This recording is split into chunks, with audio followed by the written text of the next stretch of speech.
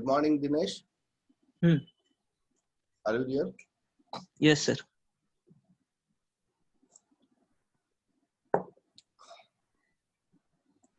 तो कल का लेक्चर देखा था फिर? हाँ समझ में आया पूरा? हाँ सर। Okay.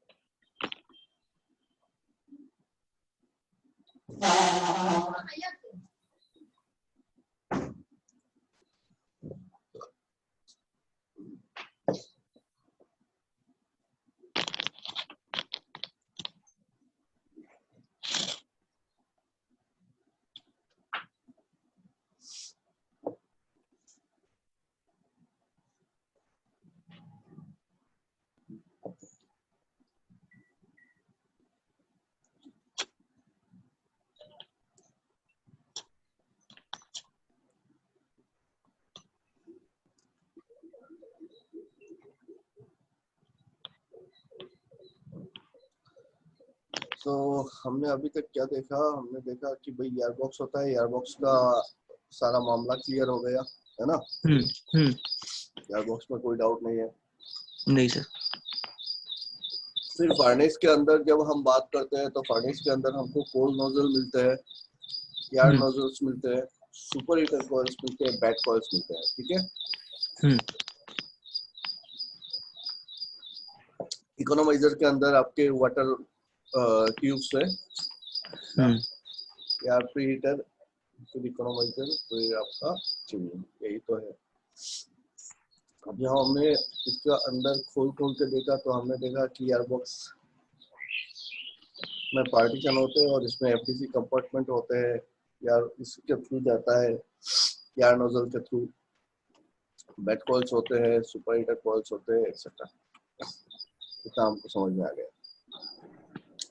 ड्रम के बारे में जब हम बात करते हैं तो हमने देखा यहाँ पे एक मैकेनिकल सेपरेटर रहता है जो स्टीम और वाटर को अलग करता है। जो सैचुरेटेड स्टीम है, जो वीक स्टीम है, उसको वो पास होने नहीं देता है। यहाँ पे लग के वाटर ड्रॉपलेट्स फिर से नीचे आ जाते हैं और डाउन कमर से पानी जाता है, राइजर ट्यूब से स्टीम आता है। ये सारी बातें हमने समझ ली। स्टीम ड्रम के ऊपर हमने कल देखा था कि दो सेफ्टी वाल्व होते हैं। क्या होता है? दो सेफ्टी वाल्व होते हैं ना, और एक लाइन में रहता है मेन स्टीम सेफ्टी। तो टोटल हमारे मेन स्टीम लाइन पे तीन सेफ्टी वाल्व बोल सकते हैं। स्टीम लाइन पे दो, ड्रम पे ड्रम सेफ्टी, और एक मेन स्टीम लाइन पे जिसको हम बोलते हैं लाइन सेफ्टी।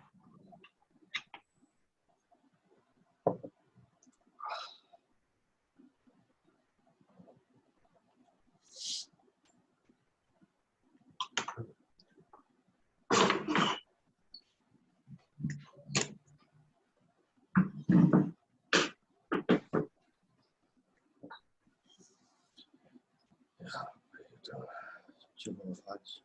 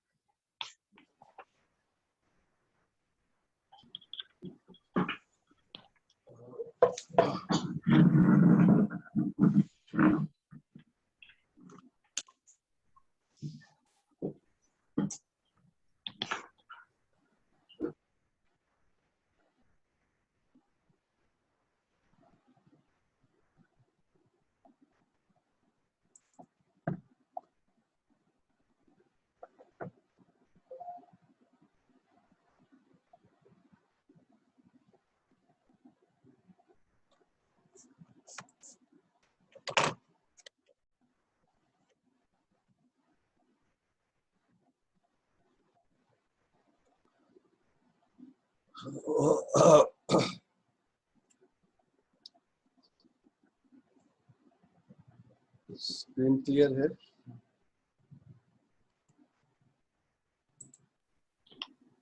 हाँ सर, क्लियर है सर।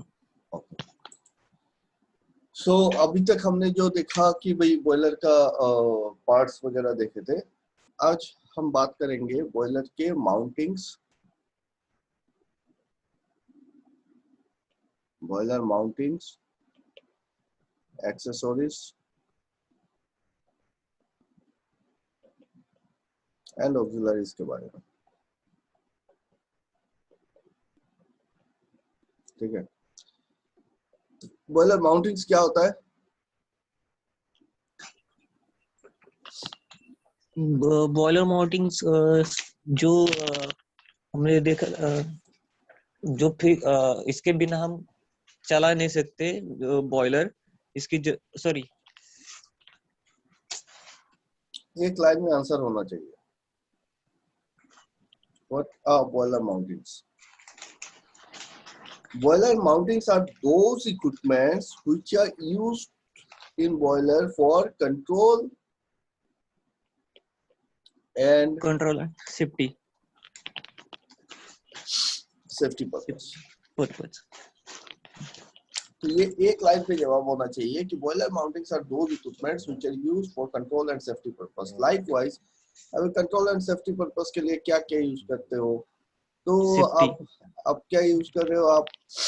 आप यूज कर रहे हो आपका गोज सेफ्टी ग्लास।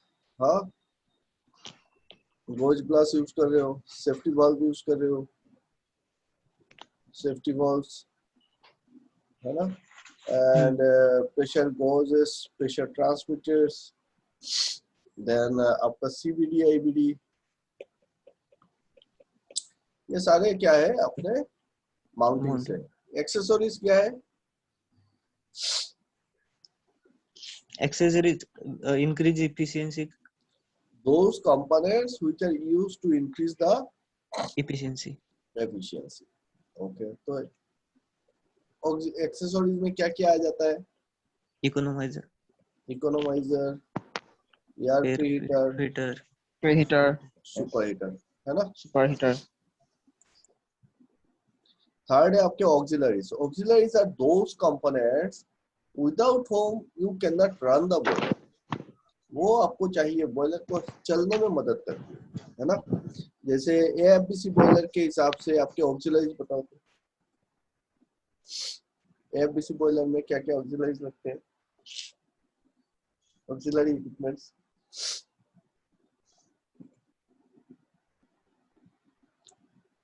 ऑक्सिलरीज क्या क्या है? ID fan, ID fan, FD fan, ID, FD, PA, P, boiler feed pump, है ना। फिर आपके LP dosing, HP dosing, dosing pump, हाँ, हाँ सर, आपके डीएम ट्रांसफर पंप। तो ये सब क्या हो गए आपके ऑक्सिलरीज हो गए, जिनके बिना आप बॉयलर को चला नहीं पा रहे हो, कि ये चाहिए ही चाहिए, ये अगर नहीं होंगे तो फिर आप आपके ऑपरेशन में प्रॉब्लम होगी। लेकिन ये ऐसा नहीं है कि ये मैंडेटरी है, ठीक है। लेकिन माउंटिंग्स जो है वो सेफ्टी एंड कंट्रोल पर्पस के लिए, उनके बिना आप बॉयलर को चला सकते हो, बट चलाने का परमिशन नहीं है आपको। मैंडेटरी है ये सारे कंट्रोल एंड सेफ्टी इक्विपमेंट्स, ठीक है। बॉयलर ऑफिस से आपको जो आईबीआर है, हमारे आईबीआर से गाइडलाइंस है कि ये सारी चीजें कंट्रोल एंड सेफ्टी में रहने चाहिए, वो होते हैं माउंटिंग्स। क्लियर? Clear sir. अच्छा, अब बताओ कि ये जो स्टीम साइकिल हम चलाते हैं, स्टीम टरबाइन चलाते हैं या फिर बॉयलर चलाते हैं, जहाँ पे स्टीम इन्वॉल्व है, वो कौन से साइकिल पे बेस करता है? Rankine sir. Rankine cycle. Rankine cycle पता है हाँ सर। क्या होता है? रैंकाइन साइकिल ऐसा कुछ होता है, हाँ सर, है ना, लूज, ऐसा ही कुछ होता है। और फिर इस पे हम लोग ड्रॉ करते हैं इस तरीके से,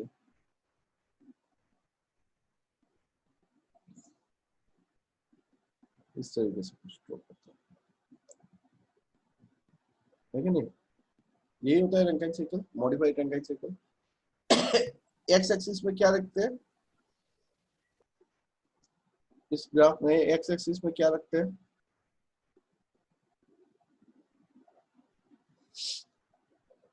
एक्स एक्सिस में क्या है?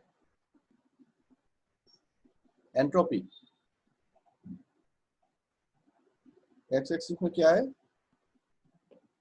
एंट्रोपी। एंट्रोपी। और वाई एक्सिस में टेम्परेचर। सो ये मैंने टीएस डायग्राम बनाया किसका? रैंकिन साइकिल का। अब एक चीज और क्लियर करते हैं यहाँ पे कि आपका जो प्रोसेस होता है, थर्मोडायनामिक प्रोसेस जो हम पढ़ते हैं, उसमें हमने पढ़ा है आइसोथर्मल, आइसोबारिक, आइसोकोरिक, है ना? सो आइसोथर्मल का मतलब क्या है बताओ? आइसोथर्मल का मतलब क्या होता है? टेम्परेचर उसमें कांस्टेंट रहता है। आइसोथर्मल प्रोसेस मतलब टेम्परेचर कांस्टेंट रहेगा, कांस्टेंट रहेगा। आइसोबारिक प्रेशर कांस्टेंट থাকিব। आइसोबारिक माने pressure constant. Isochoric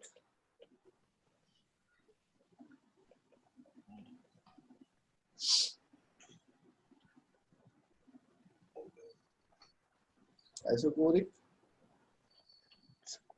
volume constant.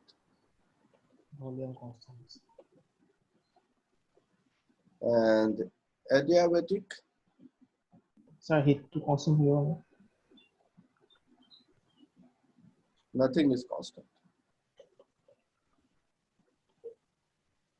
है ना? हाँ सर।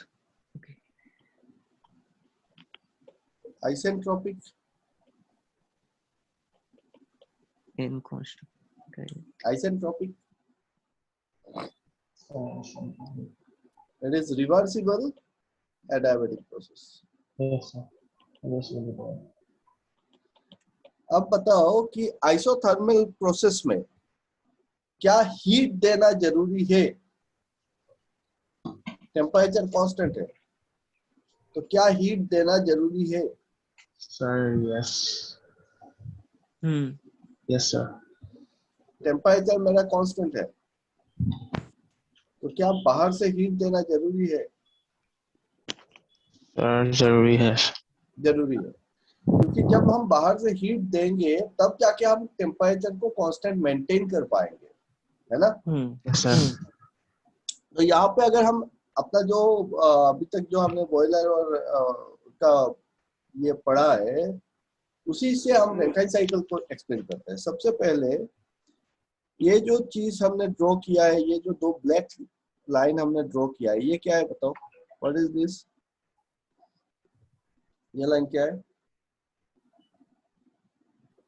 इस लाइन को क्या बोलोगे और इस लाइन को क्या बोलोगे? दिस इज योर सेचुरेटेड क्या?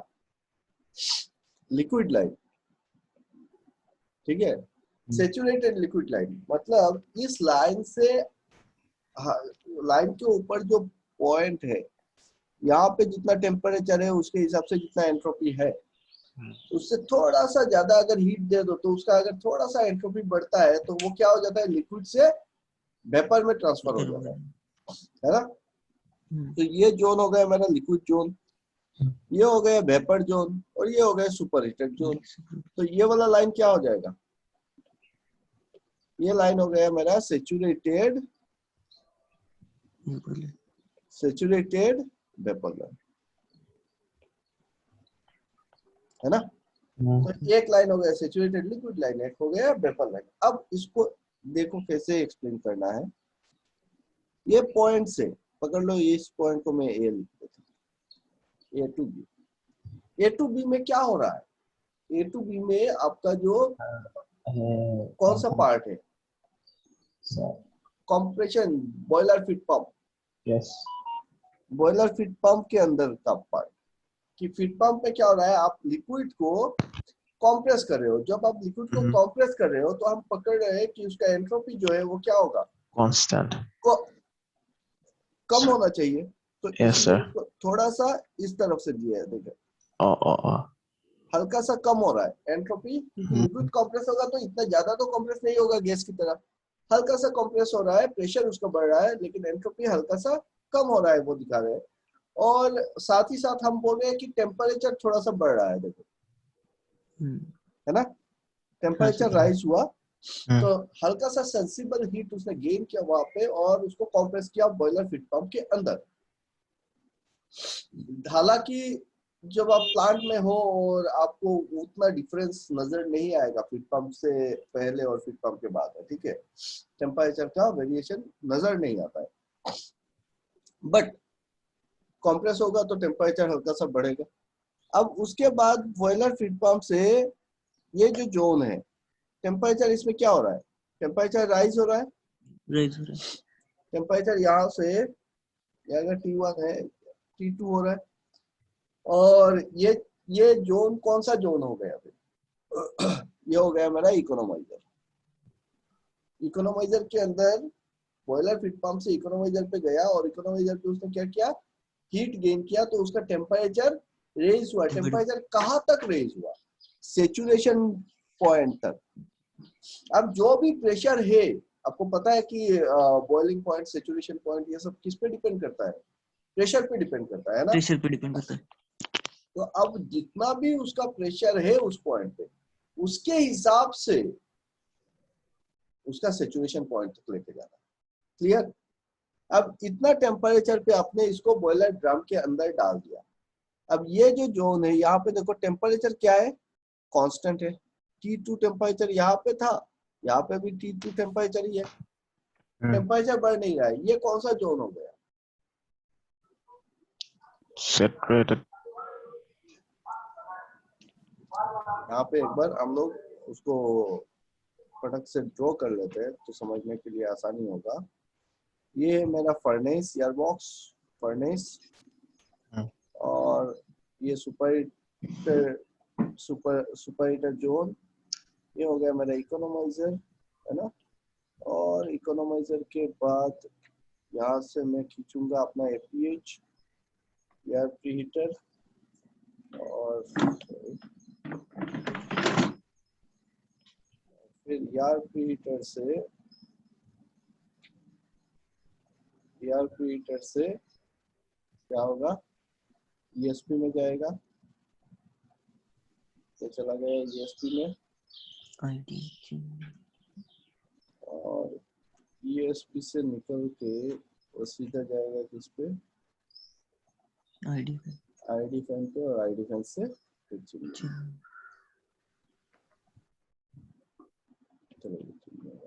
ठीक है। सो ये अब पानी क्या हो रहा है, पानी सबसे पहले कहाँ पे आ रहा है, सबसे पहले आ रहा है इस इकोनोमाइजर पे, और यहाँ से निकल के वो पानी किस पे जा रहा है, पानी जा रहा है अपने बॉयलर ड्रम पे, है ना। और ड्रम से क्या हो रहा था, ड्रम के अंदर 40% पानी मेंटेन कर रहे हैं, 40% वाटर, 60% स्टीम, और यहाँ से ये पानी निकल के आ रहा है अपना डाउन कमर से, रिंग हेडर, यहाँ से रिंग हेडर के बाद यहाँ से क्या हो जा रहा है, वो स्टीम बन के वॉल ट्यूब से वो स्टीम बन के ऊपर जा रहा है, फिर यहाँ पे जाके वो सप्लाई ट्यूब से मिल रहा है ना, और सप्लाई ट्यूब से फिर वो स्टीम बॉयलर पे अंदर जा रहा है। अब ये स्टीम जो है वो सेचुरेटेड स्टीम होगा, और सेचुरेटेड स्टीम निकल के आएगा आपके सप्लाई ट्यूब से, ये राइजर से चला गया, सप्लाई ट्यूब से आया, और सप्लाई ट्यूब से आके पहले आपका कहा दूसरे कन्वेक्शनल सुपर हीटर में जाएगा, फिर वहां से निकल जाएगा और एटम्परेचर पे आएगा, और एटम्परेचर से फिर से नीचे रेडिएंट पे चला जाएगा, और रेडिएंट से आपका मेन स्टीम निकल जाएगा। सो यही यहाँ पे लगा हुआ है आपका बॉयलर फीड पंप, सो डिएरेटर से आ रहा है, डिएरेटर में आपका कितना प्रेशर रहता है, 1.5 kg पर सेंटीमीटर स्क्वायर पकड़ के चल रहे हैं, और वो 100 kg पर सेंटीमीटर स्क्वायर पे आपका Yes. डिस्चार्ज दे रहा है ना। तो इकोनोमाइजर के अंदर कितना प्रेशर हो गया, 100 kg, और हम पकड़ के चल रहे हैं कि अपना जो ड्रम है वो 65 kg पर सेंटीमीटर स्क्वायर का प्रेशर में है, ठीक है। अब ये जो पानी आ रहा है यहाँ पे आने के बाद इसने टेम्परेचर गेन किया इकोनोमाइजर के अंदर, लगभग 100-120 डिग्री इसने गेन किया होगा, ठीक है। सो यहाँ पे हमने देखा कि भाई टेम्परेचर गेन हो गया। अब नेक्स्ट पार्ट जो है वहां पे जाने से पहले यहाँ पे देखो अपना जो बॉयलर का फर्नेस का अंदर है, यहाँ पे क्या हो रहा है, यहाँ पे पूरा आग जल रहा है ना, यहाँ पे पूरा आग जल रहा है। अभी इस यहाँ पे जो टेम्परेचर आएगा, पकड़ लो एक टी टेम्परेचर आया पानी का, और जो स्टीम का टेम्परेचर होगा, वो दोनों टेम्परेचर में डिफरेंस होना चाहिए कि नहीं होना चाहिए? सर होना चाहिए। होना चाहिए। क्योंकि पूरा हीट ले रहा है, वहीं पे आग जल रहा है ना। Yes sir. वहां पे टेम्परेचर डिफरेंस नहीं है, क्यों होगा? नहीं होना चाहिए। यहाँ पे देखो आग जल रहा है, मतलब पूरा का पूरा बॉयलर का जो पूरा हीट है वो सारा हीट यहीं पे गेन हो रहा है ना। और इसी को हम बोल रहे हैं इवेपोरेटर। अब देखो ये जो सर्किट है, ये क्या है, यहाँ से ड्रम से लेके ड्रम तक नेचुरल सर्कुलेशन में है, और ये ओपन सर्किट है ना, ओपन सर्किट है। तो जब ओपन सर्किट क्यों बोल रहा हूँ, क्योंकि यहाँ से तो मेन स्ट्रीम निकल के जा रहा है प्रेशर के लिए, तो यहाँ पे हमने उसको पूरा क्लोज करके नहीं रखा है। अब देखो क्या होगा कि जैसे ही आपका पानी नीचे आ रहा है और यहाँ पे आके इसको हीट मिल रहा है, तो वो अपना फेज चेंज कर रहा है, तो लेटेंट हीट गेन कर रहा है यहाँ पे, और फेज चेंज करके स्टीम बन के फिर से ड्रम में चला जा रहा है ना। तो इसका टेम्परेचर यहाँ पे नहीं बढ़ेगा, जितना पानी का टेम्परेचर है उतना ही टेम्परेचर रहेगा स्टीम का। क्यों बढ़ना है? जितना सारा हीट यहाँ पे गेन कर रहा है पानी, वो सारा हीट किस पे यूटिलाइज कर रहा है? It is utilizing all the heat to supply the energy to the molecules to overcome the molecular attraction between them. So वो स्कीम बन जा रहा है, वेपर बन जा रहा है। क्लियर हो गया? सर अभी तक क्लियर नहीं, टेम्परेचर गेन डिफरेंस कैसे है? फिर से सर बताइए। ठीक है, एक काम करो, एक आइस का टुकड़ा लेते हैं, ठीक है। एक बर्फ का टुकड़ा ले लो, और ये बर्फ का टुकड़ा पकड़ लो आपका -15 डिग्री सेंटीग्रेड पे। अब इस पे आप टेम्परेचर दे दो, इस पे क्या दे दो? टेम्परेचर, हीट दो, टेम्परेचर नहीं, सॉरी गलती हो गई, टेम्परेचर नहीं बोलेंगे हम, क्या दे रहे? हीट दे रहे। हीट देने से इसका टेम्परेचर राइज होगा। हाँ, ये पकड़ लो -15 डिग्री सेंटीग्रेड है। अब इसका टेम्परेचर बढ़ेगा, कितना तक बढ़ेगा? टेम्परेचर कहाँ तक बढ़ेगा? जब तक हीट दे रहे हो कंटिन्यूअसली, ठीक है। तो ये पहले कहाँ तक बढ़ेगा? फर्स्ट पॉइंट, ये 0 डिग्री तक बढ़ेगा। 0 डिग्री तक बढ़ेगा, और 0 डिग्री तक इसका जो स्ट्रक्चर है, फेज है, वो सॉलिड फेज ही रहेगा, वो आइस रहेगा। यहाँ पे आपको मिलेगा आइस एट 0 डिग्री सेंटीग्रेड, इस लाइन -15 डिग्री से उसका टेम्परेचर राइज हुआ 0 डिग्री तक, लेकिन वो आइस था और आइस ही रहा है, अभी तक चेंज नहीं हुआ उसका मॉलिक्यूल। फिर आप जब यहाँ पे भी हीट दे रहे हो, हीट तो बंद नहीं किया ना, हीटिंग कर सकते हो, तो यहाँ से क्या इसका टेम्परेचर बढ़ेगा? नहीं बढ़ेगा। क्या होगा? अब ये तो 0 डिग्री पे आ गया, ठीक है, एटमॉस्फेरिक प्रेशर पे है, तो 0 डिग्री पे ही इसका मॉलिक्यूलर जो एट्रैक्शन है वो ओवरकम होगा। और ओके वो सॉलिड से जाके लिक्विड बन जाएगा। सॉलिड से क्या बनेगा? लिक्विड लिक्विड बनेगा। तो हमको यहाँ पे इस पॉइंट पे ये जो हीट सप्लाई किया, इस पॉइंट पे हमको मिलेगा वाटर एट 0 डिग्री सेंटीग्रेड। हमको पानी मिलेगा, क्योंकि क्या हो रहा है, देखो अल्टीमेटली 3 स्टेट के मैटर आपको मिलते हैं नेचर पे, सॉलिड, लिक्विड, गैसियस। सॉलिड में क्या होता है, मॉलिक्यूलर बॉन्ड जो है वो काफी स्ट्रॉन्ग है, एक मॉलिक्यूल दूसरे मॉलिक्यूल से स्ट्रांगली बॉन्डेड है ना। तो फोर्स ऑफ अट्रैक्शन जो है, मॉलिक्यूलर फोर्स ऑफ अट्रैक्शन, वो काफी ज्यादा स्ट्रॉन्ग है सॉलिड में, इसलिए वो हिलते नहीं है ना, पैक्ड होता है। आप जब हीट देते हो तो वो इलेक्ट्रॉन्स मॉलिक्यूल्स गेन करते हैं और हीट को गेन करते हैं एज एनर्जी, और वो क्या होता है, वाइब्रेशन करना शुरू करते हैं। तो धीरे धीरे इनका बीच का जो फोर्स ऑफ अट्रैक्शन है वो लूज होता रहता है, बॉन्ड जो है वो धीरे धीरे लूज होता है। तो लूज होता है तो एक टाइम पे क्या हुआ कि मॉलिक्यूल टू मॉलिक्यूल इतना फ्लेक्सिबल हो गया कि वो हिल पा रहे हैं, ठीक है। तो वो बन जाता है लिक्विड, है ना। और लिक्विड को जब आप और ज्यादा हीट देते हो तब जाके वो उसका जो फोर्स ऑफ अट्रैक्शन होता है बिटवीन द मॉलिक्यूल्स, ये काफी कम हो जाता है, they become independent to each other. तो एक दूसरे से अलग हो जाते हैं और फिर इधर उधर दौड़ सकते हैं अकेले अकेले। उस स्टेट को हम बोलते हैं गैसियस स्टेट, है ना। तो जब हमने पहले टेम्परेचर दिया एक पर्टिकुलर प्रेशर पे, remember this term, at a certain particular pressure, जब हम हीट दे रहे हैं, जैसे यहाँ पे हमारा आइस क्यूब जो है वो नॉर्मल एटमॉस्फेरिक प्रेशर पे है, और वहां पे जब हम हीट दे रहे हैं तो पहले तो उसने हीट गेन किया कहाँ तक, 0 डिग्री सेंटीग्रेड तक। और जब 0 डिग्री सेंटीग्रेड हो गया, पूरा का पूरा आइस क्यूब का हर एक मॉलिक्यूल्स 0 डिग्री पे ही आ गया, -15 पे था, हीट गेन किया तो उसका टेम्परेचर राइज हुआ, है ना। जब वो पूरा का पूरा सॉलिड -15 डिग्री पे आया, तब जो हम हीट दे रहे हैं 0 डिग्री पे आया, तब जो हीट दे रहे हैं उसका टेम्परेचर और नहीं बढ़ रहा है, क्योंकि this is the melting point of water. 0 degree centigrade is the melting point of water at normal atmospheric pressure. अब वो क्या हो रहा है, मेल्ट हो रहा है, मतलब उसका जो मॉलिक्यूल्स है वो एक दूसरे से दूर जा रहे हैं।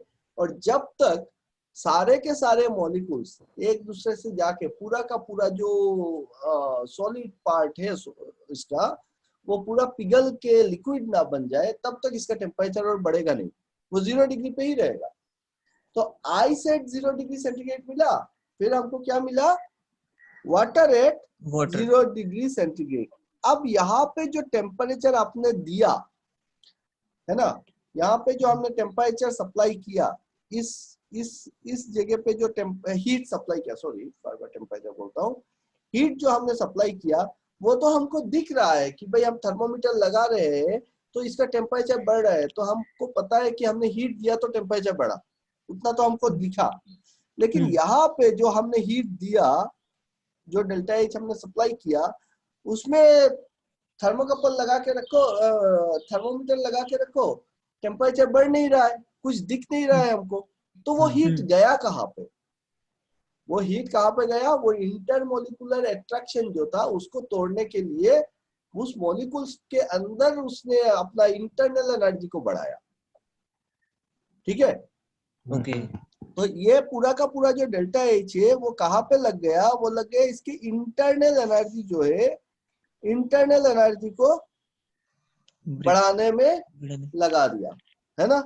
अब वो अंदर यहाँ पे देखो, यहाँ पे जो सॉलिड एट 0 डिग्री सेंटीग्रेड है उसका जितना इंटरनल एनर्जी है, और लिक्विड एट 0 डिग्री सेंटीग्रेड है उसका जितना इंटरनल एनर्जी है, दोनों में फर्क होगा। अगर यहाँ पे जो इंटरनल एनर्जी है पकड़ लो U1 और यहाँ का इंटरनल एनर्जी U2, तो U2 जो है वो ज्यादा है U1 से, क्योंकि उसने हीट गेन किया है ना। लेकिन वो हमको दिखा नहीं, इसीलिए जब, क्योंकि हमको दिखा नहीं, क्योंकि हमने सेंस नहीं किया उस चीज को, तो हम इसको क्या बोल रहे हैं, हम बोल रहे हैं लेटेंट हीट, कि वो दिख नहीं रहा है, वो सिर्फ फेस ट्रांजिशन में काम में आ रहा है, इंटरनल एनर्जी को बढ़ा रहा है, कहीं ना कहीं पे तो जा रहा होगा, है ना। और ये जो है ये तो हमने सेंस किया कि इसका डायरेक्टली टेम्परेचर बढ़ा है, तो जबकि क्योंकि हमने सेंस किया तो हम उसको बोल रहे हैं सेंसिबल तो जहां पे हम देख रहे हैं कि फेज ट्रांजिशन हो रहा है, फेज एक फेज से दूसरे फेज पे, मतलब सॉलिड से लिक्विड या लिक्विड से गैस या फिर गैस से लिक्विड बन जाए, लिक्विड से फिर से सॉलिड बन जाए, तो वहां पे जो हीट का ट्रांसफर हो रहा है, या तो हीट दे रहे हो या हीट निकाल रहे हो, वो जो पर्टिकुलर अमाउंट ऑफ हीट है वो उसका इंटरनल एनर्जी को बढ़ाने के या घटाने के काम में आ रहा है, और इस पर्टिकुलर हीट को हम लेटेंट हीट बोल रहे हैं। क्लियर हो गए? Clear sir. अब देखो 0 डिग्री सेंटीग्रेड पे आप क्या कर रहे हो, वाटर को आप तो हीट तो बंद नहीं किए हो, आप अभी भी हीटिंग कर रहे हो।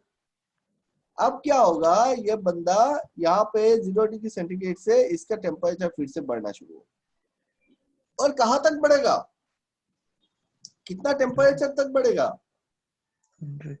ये 100 डिग्री तक बढ़ जाएगा, है ना।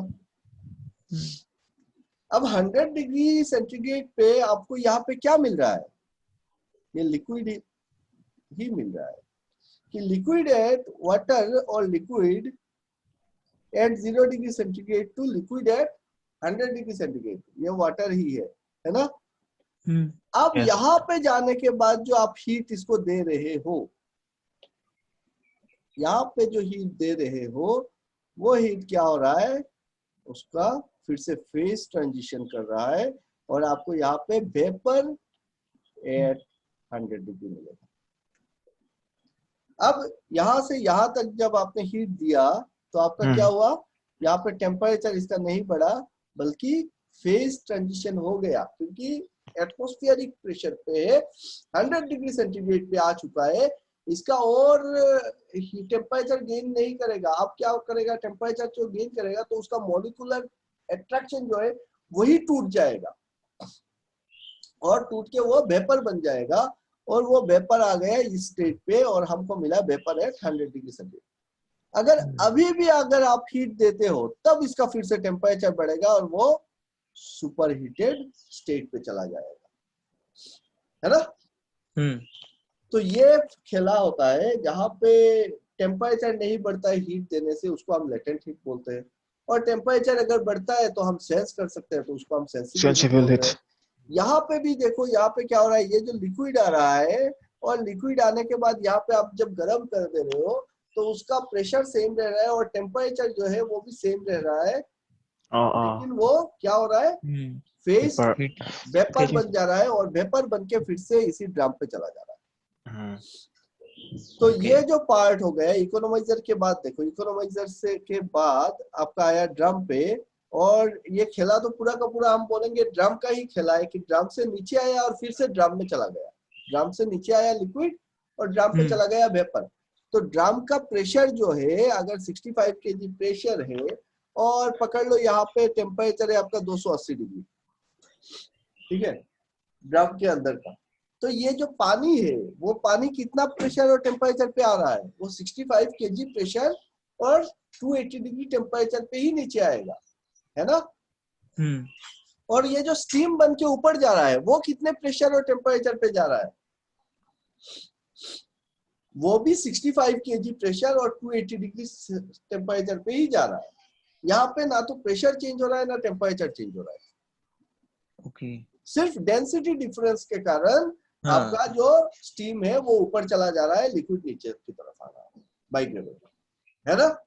हाँ, okay. This is the reason हम इसको नेचुरल सर्कुलेशन बोल रहे हैं, और ड्रम से पानी नीचे आ रहा है और स्टीम बन के ऊपर जा रहा है, लेकिन यहाँ पे प्रेशर और टेम्परेचर वेरी नहीं कर रहा है, क्योंकि इस पर्टिकुलर सर्कल को अगर देखते हैं तो यहाँ से तो आपका स्टीम निकल के चला जाएगा, तो प्रेशर बढ़ नहीं रहा है, इधर से आ रहा है उधर से निकल जा रहा है। क्लियर? Clear sir. तो यहाँ पे देखो ये जो जोन है अपना, तो पहले तो हमको मिला क्या, पहले मिला हमारा बॉयलर फिट पंप, जहाँ पे हमने कॉम्प्रेस किया तो इसका एंट्रोपी थोड़ा सा कम हो गया, एंट्रोपी कम हो गया उसको हमने ऐसे दिखाया, है ना। हमने थोड़ा सा एंट्रोपी को कम कर दिया, टेम्परेचर हल्का सा बढ़ा, फिर हमने इकोनोमाइजर में डाल दिया जहाँ पे इसका टेम्परेचर 100, 120 डिग्री, 140 डिग्री का गेन होता है वहाँ पे, तो टेम्परेचर काफी ज्यादा बढ़ता है, और क्योंकि वो लिक्विड फेज पे ही रहता है, इकोनोमाइजर के अंदर क्या रहता है, लिक्विड फेज के में ही रहता है, वो वेपर बनने नहीं देते हम लोग, और मैक्सिमम हम क्या करते हैं कि सेचुरेटेड लिक्विड पॉइंट जो है सेचुरेटेड टेम्परेचर वहां तक गेन कराते हैं और इसी को हम फिर बॉयलर ड्रम पे डाल देते हैं। अब ड्रम से वो नीचे आता है और नीचे आने के बाद ये फर्नेस के अंदर आ रहा है और फिर वेपर बन के चला जा रहा है और इसी जोन को हम बोलते हैं इवेपोरेटर, है ना। बॉयलर का उसी जोन को हम क्या बोल रहे हैं, इवेपोरेटर बोल रहे हैं। और यहाँ से देखेंगे तो टेम्परेचर जो है वो कांस्टेंट है, देखो सेम T2 टेम्परेचर पे आया और T2 पे ही रहा और सिर्फ लिक्विड से क्या बन गया, वो यहाँ पे वेपर लाइन पे आ गया और वेपर बन गया टेम्परेचर से। अब वो वेपर जो है वो सेचुरेटेड है, यहाँ पे सेचुरेटेड स्टेट पे दिख रहा है हमको, है ना। तो ये पॉइंट जो है ये सेचुरेटेड पॉइंट है। अगर यहाँ से हल्का सा अगर हीट आप निकाल लो, हल्का सा निकाल लो तो वो वेपर जोन पे आ जाता है ना। और अगर हल्का सा हीट और दे दो तो वो सुपर हीटर स्टेट पे चला जाता है, ठीक है। अब हम अगर इस पॉइंट से अगर टरबाइन के अंदर डाल देंगे उसको सेचुरेटेड से, तो क्या होगा, टरबाइन के अंदर वो वेपर बनेगा और फिर लिक्विड ड्रॉपलेट्स जमा होने के चांसेस बढ़ते हैं। तो आपको एक तो इसका एफिशिएंसी बढ़ाना है, वर्क डन बढ़ाना है, तो आप क्या कर रहे हो, उसको सुपर हीट कर रहे हो। तो सुपर हीट करने का तरीका क्या है, आप उसको सुपर हीटर में डाल रहे हो and your pressure remains constant there. Pressure को कांस्टेंट रख के हम क्या कर रहे हैं, टेम्परेचर बढ़ा दे रहे हैं। ये हो गया मेरा सुपर हीटर। तो ये जो जोन है वो क्या है, super heater. Convectional super heater, radiant super heater में क्या हो रहा है उसका, कि सिर्फ टेम्परेचर बढ़ रहा है, प्रेशर चेंज नहीं हो रहा है। क्लियर। अब यहाँ से ये सुपर हीटर जोन के बाद आप क्या कर रहे हो, इसको आप टरबाइन के अंदर डाल दे रहे हो और टरबाइन में वो वर्क डन कर रहा है, मतलब अपना एंथैल्पी जो है वो वहीं पे खत्म कर दे रहा है टरबाइन के अंदर और सीधा ड्रॉप हो रहा है इसका टेम्परेचर सुपर हीटेड पॉइंट से कहाँ तक, सेचुरेटेड वेपर तक। आपका जो टरबाइन का लास्ट स्टेज है या फिर कंडेंसर का एंट्रेंस है, एग्जॉस्ट साइड है, वहां पे वो कहाँ पे आ रहा है, वो सेचुरेटेड टेम्परेचर पे आ रहा है, लेकिन क्या बन के आ रहा है, वेपर ही रह रहा है। वो यहाँ पे लिक्विड तो बनेगा नहीं, है ना। सो यहां से क्या करना है आपको, ये हो गया आपका टरबाइन। टरबाइन के अंदर वर्क डन हो गया। अब टरबाइन के अंदर वर्क डन करने के बाद जो एग्जॉस्ट पे आपका जो एग्जॉस्ट गैस मिला, उस गैस से आपको क्या करना पड़ेगा, आपको उसका लेटेंट हीट जो है उसको निकाल लेना पड़ेगा। आप अगर एग्जॉस्ट से लेटेंट हीट निकाल लेते हो तो फिर वो वेपर फेज से क्या बन जाएगा, लिक्विड बन जाएगा। तो हम यहाँ पे कंडेंसर लगा दे रहे हैं और कंडेंसर लगा के क्या कर रहे हैं, इससे लेटेंट हीट को एक्सट्रैक्ट कर दे रहे हैं। तो लेटेंट हीट से जब आप एक्सट्रैक्ट कर दोगे तो वो सेचुरेटेड वेपर से सेचुरेटेड लिक्विड लाइन पे आ गया और आपने क्या किया, उसको पंपिंग करके फिर आप पंप यूज कर रहे हो, आप सीपी यूज कर रहे हो और फिर आप उसको डिएरेटर पे डाल दे रहे हो, ठीक है। और डिएरेटर से फिर पंप ले रहा है, इकोनोमाइजर में दे रहा है, इवेपोरेटर में दे रहा है, सुपर हीट कर रहा है, टरबाइन पे आ रहा है कंडेंसर। ये है आपका मॉडिफाइड रैंकिन साइकिल, जिसमें हमारा स्टीम टरबाइन का जितना सारा पावर प्लांट है, बॉयलर है, वो सारा चलता है। Clear? Clear sir. Yes sir. अब अगर ये समझ गए हो सही में, तो मेरे को एक बताओ कि टरबाइन में हम क्या लगाते हैं, स्टीम टरबाइन के नीचे हम लगाते हैं कंडेंसर, है ना। ये अगर स्टीम टरबाइन है और स्टीम टरबाइन के नीचे हम लगाते हैं कंडेंसर। अब कंडेंसर जो लगाते हैं, ये तो पता चल गया कि भाई कंडेंसर लगा रहे हो क्यों, इससे अभी बताया लेटेंट हीट को निकाल के आप क्या कर रहे हो, वेपर को कंडेंसेट बना रहे हो, है ना, कंडेंसेट बना रहे हो। सो आप यहाँ से वेपर को लिक्विड बना के आप इससे ये ले लोगे, पंप लगा के फिर हम यहाँ से निकाल सकते हैं और एक कंडेंसेट एक्सट्रैक्शन पंप लगाएंगे और यहाँ से कंडेंसेट को निकालेंगे, ठीक है। मेरा सवाल ये है कि कंडेंसर के अंदर का प्रेशर कितना होता है, कंडेंसर के अंदर का जो प्रेशर है वो प्रेशर कितना होता है,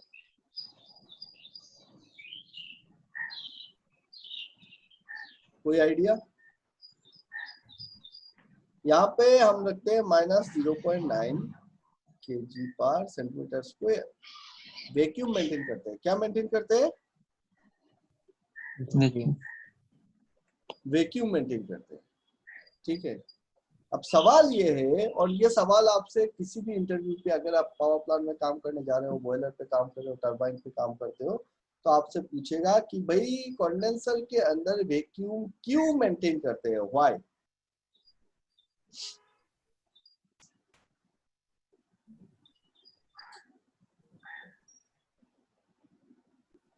क्यों मेंटेन करते हैं हम कंडेंसर के अंदर?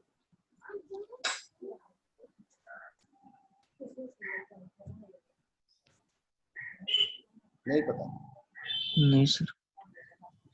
कंडेंसर के अंदर वैक्यूम मेंटेन करते हैं ताकि हमारा जो टरबाइन है, पहला आपका जवाब होगा कि जो टरबाइन है, टरबाइन का एफिशिएंसी बढ़ता है। टरबाइन का एफिशिएंसी क्या होता है? एफिशिएंसी को बढ़ाने के लिए हम कंडेंसर के अंदर वैक्यूम मेंटेन करते हैं। अब मेरा दूसरा सवाल कि भाई वैक्यूम मेंटेन करने से कैसे आपका एफिशिएंसी बढ़ जाता है ना? उसका जवाब के लिए यहाँ पे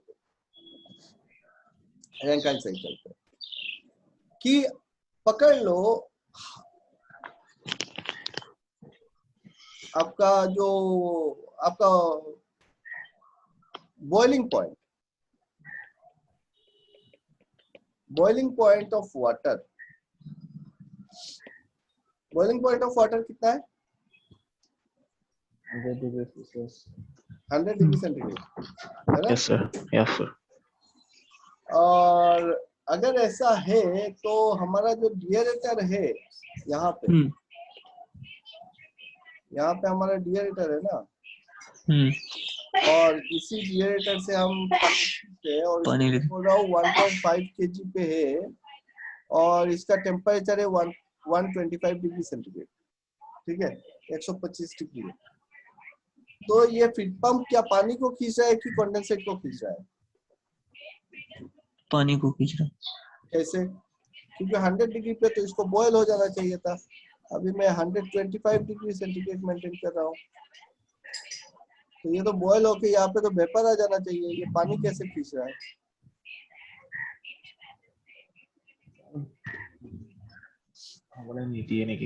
हाँ, क्या हो रहा होगा? 100 डिग्री पे आप बोल रहे हो कि बॉइलिंग पॉइंट है पानी का, है ना? और हम मेंटेन कर रहे हैं 125 डिग्री डिएरेटर पे, और बोल रहे हैं कि नीचे लगाए हैं पंप। अब पंप लगता है लिक्विड पे, है ना? तो ये पंप लिक्विड को खींच रहा है कि वेपर को खींच रहा है भाई? लिक्विड को। कैसे खींचेगा? क्योंकि ये तो 125 डिग्री पे है टेम्परेचर। फिर चेंज नहीं होना। हाँ, डिएरेटर में फिर उसका लिक्विड स्टेज है, स्टीम नहीं कर सकता, वेपर नहीं। क्यों वेपर नहीं? ठीक है, लेकिन यार आप बोल रहे हो कि 100 डिग्री पे बॉइलिंग पॉइंट है। अब क्या पानी को बोलोगे कि पानी भाई तू तो डिएरेटर के अंदर है, इसलिए तुम यहाँ पे पंप लगाया हूँ मैं, तुम वेपर मत बनो? ऐसा थोड़ी ना होगा। वो अपना जो प्रेशर मिलेगा, उस टेम्परेचर मिलेगा, उसके हिसाब से जो करना है वही करेगा ना। अगर वेपर बन जाना है तो बन जाएगा, लेकिन अगर वेपर नहीं बन रहा है, हाँ, प्रेशर यहाँ पे ज्यादा है, 1.5 kg प्रेशर है। ठीक है, तो यहाँ पे जब कभी भी ना आप कहीं पे भी बोलो कि boiling point of water is 100 degree centigrade at atmospheric pressure, normal atmospheric pressure, ये मेंशन करना जरूरी है, क्योंकि बॉइलिंग पॉइंट प्रेशर के साथ चेंज होता है। आप प्रेशर को बढ़ाओ, बॉइलिंग पॉइंट बढ़ेगा, प्रेशर को घटा दो, बॉइलिंग पॉइंट घट जाएगा, है ना? तो ये बात को दिमाग में एकदम सेट करके रखो कि बॉइलिंग पॉइंट ऐसा नहीं है कि वो सिर्फ टेम्परेचर पे डिपेंड कर रहा है। बॉइलिंग पॉइंट प्रेशर पे डिपेंड कर रहा है ना? कि प्रेशर जितना बढ़ाओगे बॉइलिंग पॉइंट उतना बढ़ेगा। तो यहाँ पे हमने रिएरेटर पे 1.5 kg मेंटेन किया तो बॉइलिंग पॉइंट 100 डिग्री से कहाँ पे चला गया, 125 डिग्री पे चला 25 गया। डिग्री। वहां पे लिक्विड ही मिल रहा है मुझको। सिमिलरली यहाँ पे जब मैं 65 kg का प्रेशर बना रहा हूँ तो तकरीबन मेरे को स्टीम टेबल देखना पड़ेगा, बट आई थिंक कि ये 260 से 280 के बीच में होगा। इसीलिए ना यहाँ पे 280 डिग्री टेम्परेचर, आप सोचे नहीं होंगे कि ड्रम के अंदर तो 280 डिग्री टेम्परेचर है, लेकिन हम बोल रहे हैं कि डाउन कमर से पानी ही आ रहा है। 280 डिग्री पे तो वेपर बन जाना चाहिए था, है ना, लेकिन नहीं बना। क्यों? क्योंकि वहां पे प्रेशर है 65 kg और 65 kg पे सेचुरेशन पॉइंट जो है, सेचुरेशन टेम्परेचर वो होगा आपका 260 से 280 के बीच में। स्टीम टेबल देख लेना, एग्जैक्ट वैल्यू मुझको याद है, ठीक है, लेकिन उतना ही रहेगा। हाँ। अब वहां से सेचुरेटेड स्टीम जो है वो निकल के आके आपका आ रहा है सुपर हीटर में, है ना, और यहाँ पे प्रेशर जो है वो 65 ही है, लेकिन टेम्परेचर बढ़ा के हम 300, 350, 400 कर दे रहे हैं। तो 280 उसका सेचुरेशन था, जब 300 पे जा रहा है तो वो सुपर हीटेड हो जा रहा है। समझ में आया? तो हाँ यहाँ पे हमारा सवाल यह था, कहीं और चले गए कि टरबाइन का एफिशिएंसी बढ़ता कैसे है वैक्यूम के कारण। अब जब हम इसका जो प्रेशर है, नॉर्मल एटमॉस्फेरिक प्रेशर पे अगर 100 डिग्री बॉइलिंग पॉइंट होता है और टरबाइन के कंडेंसर पे अगर आप नॉर्मल एटमॉस्फेरिक प्रेशर ही रखते हो, ठीक है, पकड़ लो, यहाँ पे हमने क्या रखा, नॉर्मल एटमॉस्फेरिक प्रेशर ही रखा और वैक्यूम मेंटेन नहीं किया, तो क्या होगा? अगर यहाँ पे नॉर्मल एटमॉस्फेरिक प्रेशर है तो यहाँ पे जो वेपर्स आएंगे, है ना, वो 100 डिग्री के नीचे आते ही क्या बन जाएगा, लिक्विड बन जाएगा, क्योंकि नॉर्मल एटमॉस्फेरिक प्रेशर है। 100 डिग्री तक ही वो वेपर रहेगा और 100 डिग्री के नीचे आएगा तो लिक्विड बन जाएगा। और टरबाइन के लास्ट स्टेज में अगर लिक्विड बन जाएगा तो ब्लेड्स डैमेज करेगा मेरा। Clear sir? तो इसका मतलब अगर मैं यहाँ पे नॉर्मल एटमॉस्फेरिक प्रेशर मेंटेन करूं तो जो स्टीम होगा उसको 100 डिग्री सेंटीग्रेड पे निकाल लेना पड़ेगा टरबाइन के अंदर से, 100 डिग्री से पहले ही निकाल लेना पड़ेगा। अगर आप नहीं निकालते हो 100 डिग्री पे तो ब्लेड पे जाके मॉइस्चर पकड़ सकता है। क्लियर? है ना? हाँ सर। लेकिन वहीं पे अगर मैं इसको प्रेशर घटा के -0.9 kg पर सेंटीमीटर स्क्वायर कर दूं तो -9 kg पर सेंटीमीटर स्क्वायर पे आपका बॉइलिंग पॉइंट होता है 45 से 46 डिग्री, 45.5 एट -0.9 kg पर सेंटीमीटर स्क्वायर। सेचुरेशन पॉइंट कितना हो गया? 45 डिग्री सेंटीग्रेड। तो -0.9 kg अगर आप मेंटेन करते हो कंडेंसर के अंदर तो आप यही टेम्परेचर को डाउन करके 45 डिग्री सेंटीग्रेड तक आप टरबाइन के अंदर रख सकते हो वर्क डन के लिए, और 45.5 डिग्री पे आप इसको निकाल सकते हो, या फिर 50 डिग्री पे आप निकाल सकते हो। अगर आपका 0.9 नहीं तो 0.8988 ऐसा मेंटेन हो रहा है तो, है ना। तो 45 से 46 डिग्री सेंटीग्रेड तक आप क्या है स्टीम को यूटिलाइज कर पा रहे हो। तो 100 - 45 मतलब कितना हो गया? 55 डिग्री सेंटीग्रेड। ये 55 डिग्री सेंटीग्रेड जो आपको निकाल लेना था वो आपने टरबाइन के अंदर वर्क डन में कन्वर्ट कर दिया, तो आपका एफिशिएंसी बढ़ा कि नहीं बढ़ा? हाँ बराबर, बढ़ गया। अब पूरा का पूरा एग्जैक्ट रीजन पता हुआ कि कंडेंसर में वैक्यूम मेंटेन करने से कैसे बढ़ता है एफिशिएंसी। हाँ सर। सो आप किसी से भी पूछो वो सिंपल बोलेगा अरे यार वैक्यूम बढ़ाने से एफिशिएंसी बढ़ता है टरबाइन का। लेकिन वैक्यूम बढ़ाने से एफिशिएंसी क्यों बढ़ता है? क्योंकि वैक्यूम बढ़ाने से अपना जो बॉइलिंग पॉइंट है वो घट जा रहा है। वैक्यूम बढ़ाना मतलब क्या है? प्रेशर को कम करना। याद रखना, वैक्यूम को बढ़ाने का मतलब क्या है? निगेटिव प्रेशर को बढ़ाना ना। तो निगेटिव प्रेशर को बढ़ाना मतलब प्रेशर को कम करना, प्रेशर को कम करना। तो वैक्यूम बढ़ा रहे हैं मतलब प्रेशर कम कर रहे हैं। जैसे जैसे हम प्रेशर को कम कर रहे हैं उसका बॉइलिंग पॉइंट जो है वो नीचे जा रहा है। सो बॉइलिंग पॉइंट अगर कम हो रहा है तो -0.9 स्टीम पे रहेगा। 45 डिग्री सेंटीग्रेड पे हम निकाल सकते हैं, तो उतना ज्यादा एंथैल्पी हम टरबाइन के अंदर यूटिलाइज कर सकते हैं, तो इसका वर्क एफिशिएंसी ऐसे ही बढ़ेगा। अब इसी सेम चीज को हम रैंकाइन साइकिल पे भी देख सकते हैं। रैंकाइन साइकिल पे कैसे देख सकते हैं, पकड़ लो आपका ये रहा मेरा 45 डिग्री 45.5 डिग्री सेंटीग्रेड और ये पॉइंट है मेरा 100 डिग्री सेंटीग्रेड। अब एरिया अंडर द कर्व मतलब क्या है, वर्क डन, है ना। तो अगर आपने इसको यहाँ पे अगर 100 डिग्री सेंटीग्रेड है ये पॉइंट, और अगर आपको 100 डिग्री सेंटीग्रेड पे ही निकाल लेना है, सो ये एरिया देखो, एरिया कम हो गया कि नहीं हो गया? कम हुआ। एरिया कम हो गया है ना, या हाँ। इतना तो कम हो गया, इतना एरिया कम हो गया मेरा। तो एरिया अंडर द कर्व क्या दिखाता है मेरे को, ये वाला पार्ट, इतना वर्क, इतना ज्यादा मैं काम कर सकता था अगर मैं 45 डिग्री सेंटीग्रेड पे निकालूं तो, लेकिन अगर मैं प्रेशर को एटमॉस्फेरिक प्रेशर रखूं तो 100 डिग्री पे निकालना पड़ेगा, तो जल्दी से निकाल लेना पड़ेगा। तो इतना सा जो काम था मेरा वो वर्क डन नहीं हुआ, और वो उसको मैंने क्या किया, निकाल दिया पहले ही, और निकाल के फिर इसको रिलीज कर दिया एटमॉस्फेयर। क्लियर? तो एफिशिएंसी घट गया मेरा। समझ में आया रैंकाइन साइकिल? और ये हाँ सर, रैंकाइन साइकिल के थ्रू हमने ये एक्सप्लेन किया कि कंडेंसर पे वैक्यूम क्यों जरूरी है। होता है।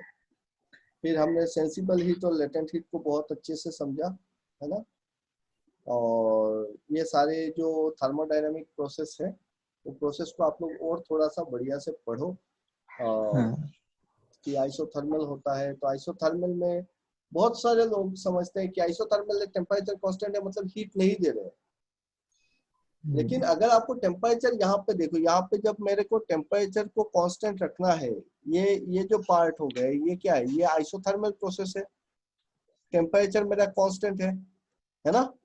और जब टेम्परेचर इस जोन पे टेम्परेचर कांस्टेंट है, तो यहाँ पे क्या कर रहे हैं हम, फर्नेस के अंदर पूरा का पूरा आग जला रहे हैं, पूरा हीट दे रहे हैं यहाँ पे, तब जाके वो टेम्परेचर कांस्टेंट हो रहा है। अगर हम हीट नहीं देते तब तो उसका टेम्परेचर ड्रॉप हो जाता ना, ड्रॉप हो जाता। तो टेम्परेचर को ड्रॉप हो जाता है। इसीलिए उस टेम्परेचर को वहां पे मेंटेन रखने के लिए हमको क्या करना पड़ रहा है, फ्यूज जला के उसमें हीट देना पड़ रहा है फर्नेस के अंदर। फिर यहाँ पे देखो, यहाँ पे जो है कंडेंसर से जो निकाल रहे हो आप लेटेंट हीट, तो ये भी क्या है, कांस्टेंट टेम्परेचर ही है, तो ये भी एक आइसोथर्मल प्रोसेस है। सो कंडेंसर के अंदर और इवेपोरेटर के अंदर कौन सा प्रोसेस चल रहा है, आइसोथर्मल प्रोसेस चल रहा है। ठीक है, आइसोथर्मल प्रोसेस।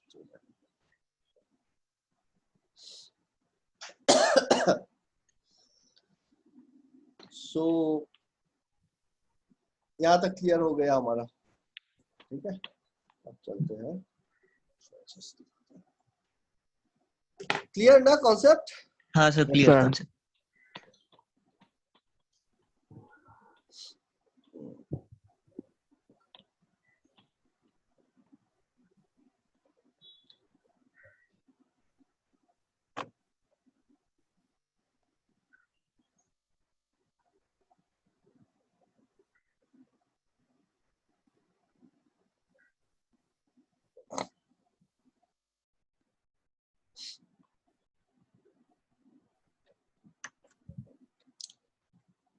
तो अभी एक काम करते हैं, इसको बाद में देखेंगे, पहले एक बार अपना स्काडा पेज देख लेते हैं।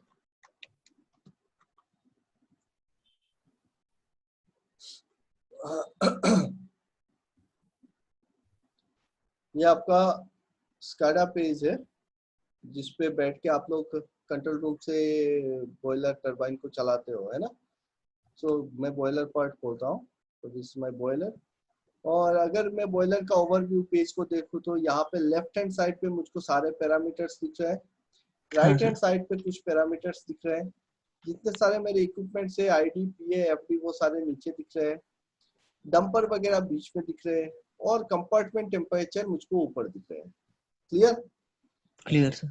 सो यहाँ पे देखो, सबसे पहले तो जो टेम्परेचर दिया है फर्नेस टेम्परेचर, और फर्नेस टेम्परेचर मेंटेन कर रहे हैं 880 के करीब में दिखा रहा है। Flue gas super heater outlet temperature, flue gas super heater inlet temperature, ये सारा चीज हम यहाँ से देख पा रहे हैं। और यही सारी चीजों को देख के क्या होता है कि एक बॉयलर ऑपरेटर बॉयलर को चलाता है ना। फिर यहाँ पे हम एफसीबी देख रहे हैं, फीड कंट्रोल वाल्व, जिसको हम कंट्रोल कर सकते हैं, टीसीबी टेम्परेचर कंट्रोल के लिए यूज करते हैं, वेट वाल्व को खोल सकते हो, बंद कर सकते हो, है ना। तो सारा कंट्रोल आपको यहीं पे मिल जाएगा अपने कंप्यूटर पे, पूरा का पूरा बॉयलर का। अब हमको यह समझना है कि ये जो बॉयलर का कंट्रोल है और हम जो पैरामीटर देख रहे हैं तो उसका रेंज क्या होना चाहिए, और कौन सा पैरामीटर को कब कितना मेंटेन करने से क्या सही रहता है नहीं रहता है। अगर मेरा प्रेशर बढ़ जा रहा है, टेम्परेचर घट जा रहा है, तो मैं क्या करूं। अगर ऐसा हो जाए कि टेम्परेचर बहुत आगे जा रहा है और प्रेशर घट रहा है, तो मैं क्या करूं। ये एक एबनॉर्मल सिचुएशन है। आप समझ सकते हो कि अगर आपका प्रेशर और टेम्परेचर दोनों घट रहा है ना, प्रेशर भी घट रहा है और टेम्परेचर भी घट रहा है, तो आप क्या कर सकते हो, आप फ्यूल फीडिंग बढ़ा सकते हो। अगर आपका बाकी सब ठीक है तो टेम्परेचर भी बढ़ेगा, प्रेशर भी बढ़ेगा। लेकिन ऐसा हो गया कि यार प्रेशर बढ़ रहा है और टेम्परेचर घट रहा है, या फिर आपका ये सिचुएशन तो फिर भी मैनेजेबल है। मैनेजेबल कैसे है कि अगर आपका प्रेशर बढ़ रहा है और टेम्परेचर घट रहा है तो आप मैनेज कर सकते हो। लेकिन अगर ऐसा हो जाए कि टेम्परेचर बढ़ रहा है और प्रेशर घट रहा है, तो प्रेशर को बढ़ाने के लिए आपको फ्यूल जलाना पड़ेगा, और जैसे जैसे आप फ्यूल को जलाओगे टेम्परेचर और ज्यादा बढ़ जाएगा, है ना। तो ये सारे क्रिटिकल सिचुएशंस को डिस्कस करेंगे कि कैसे कर सकते हैं। फिर हम ये डिस्कस करेंगे कि जो बॉयलर के इंटरलॉक्स होते हैं फैन के बीच में, इक्विपमेंट्स के बीच में, और सारे इक्विपमेंट्स के जो सेट पॉइंट्स होते हैं कि ट्रिप सेट पॉइंट या फिर अलार्म सेट पॉइंट्स, वो सारी चीजें हम थोड़ा बढ़िया से डिस्कस करेंगे और देखेंगे, समझेंगे चीजों को, है ना।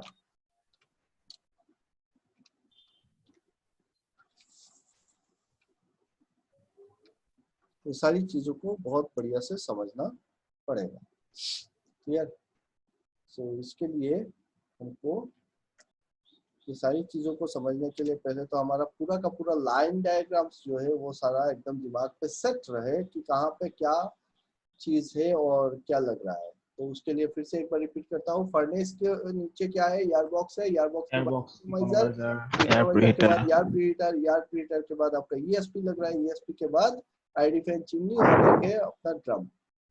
तो ये तो देखने का जरूरत नहीं है, अभी वाटर ट्रीटमेंट हो गया है, अपने को इतना नहीं चाहिए। हाँ, यहाँ पे हम डीएम ट्रांसफर पंप से ले रहे हैं और दे रहे हैं किसको, डीएरेटर। ये जो लाइन है ना, ये लाइन डायग्राम एकदम दिमाग पे प्रिंट हो जाए कि डीएरेटर से कहाँ पे आ रहा है, बॉयलर फीड पंप पे आ रहा है, बॉयलर फीड पंप से जाएगा इकोनोमाइजर, इकोनोमाइजर से स्टीम ड्रम, स्टीम ड्रम से स्टीम ड्रम के बाद फर्नेस, डाउन कमर से रिंग हेडर, रिंग हेडर से रिंग ट्यूब्स, और रिंग ट्यूब्स के बाद वाटर वाल्व, और फिर आपका राइजर, और राइजर के बाद सप्लाई ट्यूब, स्टीम चेस्ट हो गया, फिर सप्लाई ट्यूब, सप्लाई ट्यूब के बाद convectional super heater, temperature, radiant super heater, फिर आ जाएगा आपका टरबाइन। मेन स्टीम निकल गया रेडिएंट सुपर हीटर से।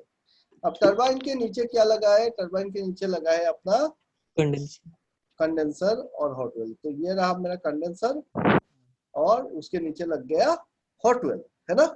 हॉट वेल वो पार्ट है जहाँ पे आपका स्टीम कंडेंसेट होके हॉट स्टीम जो है वो जमा होता है, ठीक है। तो कंडेंसर और फिर उसके नीचे आया हॉट वेल। ये जो पार्ट है पूरा water wall, ring tubes, convectional superheater, radius, ये पूरा का पूरा क्या है अपने फर्नेस के अंदर का पार्ट है ना। एयर टेम्परेचर फर्नेस से बाहर है और सुपर हीटर और वाटर वॉल, ये रिंग ट्यूब्स, ये सारे फर्नेस के अंदर है। ठीक है, तो चलो यहाँ से आगे बढ़ते हैं आज कि हॉट वेल से जो पानी आएगा, हॉट वेल पे जो कंडेंसेट जमा होगा यहाँ पे, वो जाएगा सबसे पहले किस पे, कंडेंसेट एक्सट्रैक्शन पंप पे, कंडेंसेट एक्सट्रैक्शन पंप पे। और कंडेंसेट एक्सट्रैक्शन पंप इसको खींच के इस कंडेंसेट एक्सट्रैक्शन पंप इस कंडेंसेट को खींच के देगा कि कहाँ पे, सबसे पहले वो जाएगा इजेक्टर पे। ठीक है, सबसे पहले जाएगा इजेक्टर पे जाएगा। एक एक पार्ट को मैं एक्सप्लेन करूंगा बाद में। इजेक्टर से वो जाएगा कहाँ पे, जीएसबीसी पे। जीएसबीसी से एक पार्ट चला जाएगा हॉट वेल पे। इसको कहते हैं हम लोग मिनिमम रिसर्कुलेशन लाइन, कि हॉट वेल से निकला और इजेक्टर जीएसबीसी होके फिर से हॉट वेल में घुस गया जाके। क्लियर। और एक पार्ट जो है वो चला जाएगा डिएरेटर लेवल कंट्रोल वाल्व के थ्रू डिएरेटर पे। तो मेजर पार्ट जो है वो जाएगा डिएरेटर पे, और एक पार्ट हम लोग हॉट वेल लेवल को मेंटेन करने के लिए हम फ्लश टैंक के साथ कनेक्ट कर दे रहे हैं। तो ये हो गया मेरा कंप्लीट क्लोज साइकिल, कि डिएरेटर से निकला, पूरा बॉयलर होके टरबाइन पे आया, टरबाइन से निकला जीएसबीसी इजेक्टर होते हुए फिर से डिएरेटर पे चला गया, है ना।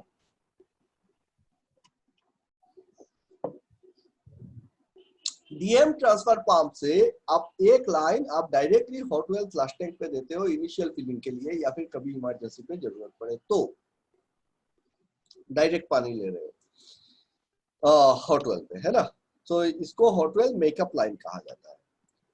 और क्या रहता है, डिएरेटर पे हमको डोजिंग करना पड़ता है। डिएरेटर में कौन सा डोजिंग होता है, low pressure dosing, LP dosing.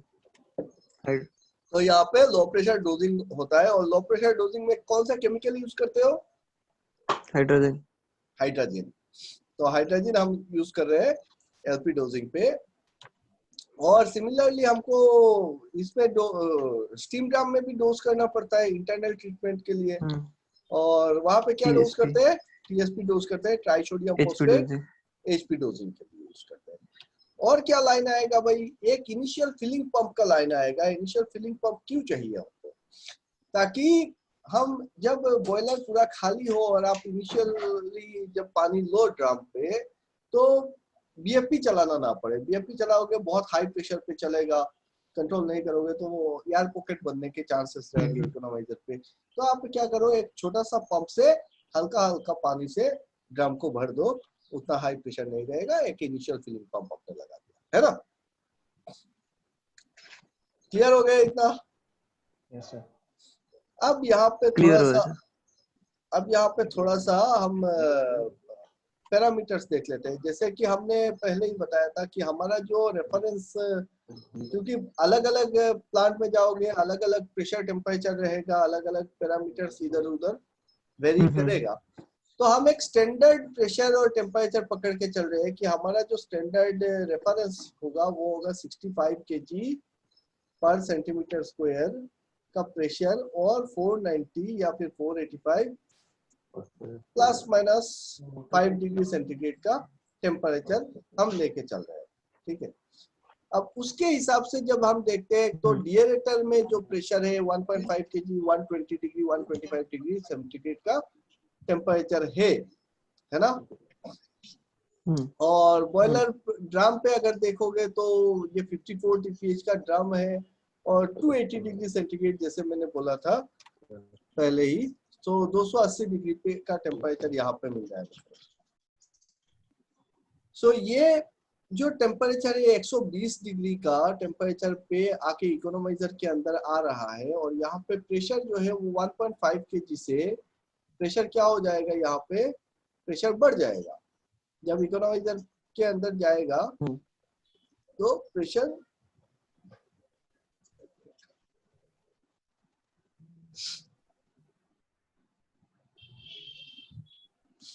यहाँ पे अगर हम देखें तो डिएरेटर के नीचे का जो प्रेशर है, यहाँ पे मुझको 1.5 kg पर सेंटीमीटर स्क्वायर का प्रेशर मिल रहा है बॉयलर फीड पंप के इनग्रेस पे, और आउटलेट पे डिस्चार्ज पे लगभग 100 kg का प्रेशर होता है। ये जो प्रेशर है, ये प्रेशर कितना तक होना चाहिए? मिनिमम प्रेशर कितना होना चाहिए बॉयलर बीएफपी आउटलेट पे? कैसे निकालेंगे इस प्रेशर को कि कितना होने से हमारा काम चलेगा?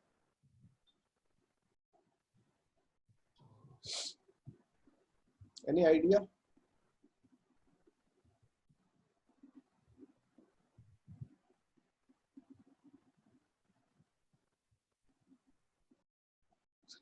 यहाँ पे जो प्रेशर होगा इकोनॉमी से पहले, बीएफपी का जो प्रेशर है वो जरूरी क्यों हो रहा है वो तो समझो।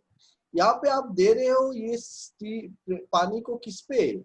आप स्टीम ड्रम के अंदर इंग्रेस कराना है, तो जो स्टीम ड्रम का प्रेशर है, उस स्टीम ड्रम के प्रेशर से ऊपर का प्रेशर होना पड़ेगा ना, समझ रहे हो? अगर स्टीम ड्रम के प्रेशर से नीचे रहेगा आपका discharge pressure of feed pump, तो फिर वो पानी अंदर जाएगा क्या ड्रम के? ड्रम के अंदर नहीं जाएगा। तो यहाँ पे आपको 65 kg अगर आपका ड्रम का प्रेशर है तो आपको 66 kg होने से भी चाहिए, तब चला जाएगा अंदर। 40 kg है तो 45 kg होने से भी चला जाएगा। लेकिन यहाँ पे और भी बहुत सारी बातें आएंगी। तो हम यहाँ पे 100 kg का प्रेशर मेंटेन कर रहे हैं, ये 100 kg ना करके आप अगर 80 kg भी रख दो तब भी आपका काम चलेगा। तो मेरे को कैसे सेट करना है कि मिनिमम प्रेशर कितना रखूं मैं?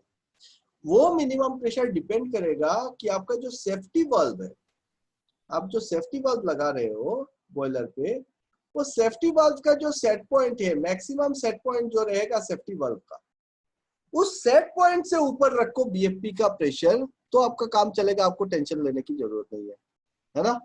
तो अगर आपका सेफ्टी वाल्व वो सेफ्टी के ऊपर हम बात करेंगे बाद में, उसका सेटिंग और सेटिंग प्रेशर, सेट प्रेशर के ऊपर पकड़ लो। अगर आप सेफ्टी वाल्व का मैक्सिमम सेट पॉइंट आप 70 kg रखे हो, 76 kg रखे हो, तो अगर आपका बीएफपी का डिस्चार्ज प्रेशर 80 kg पे है तो आपका काम चलेगा। आपको 100 kg 20 kg का प्रेशर एक्स्ट्रा नहीं चाहिए यहाँ पे, ठीक है? क्लियर हुआ ये बात? ओके, हाँ सर।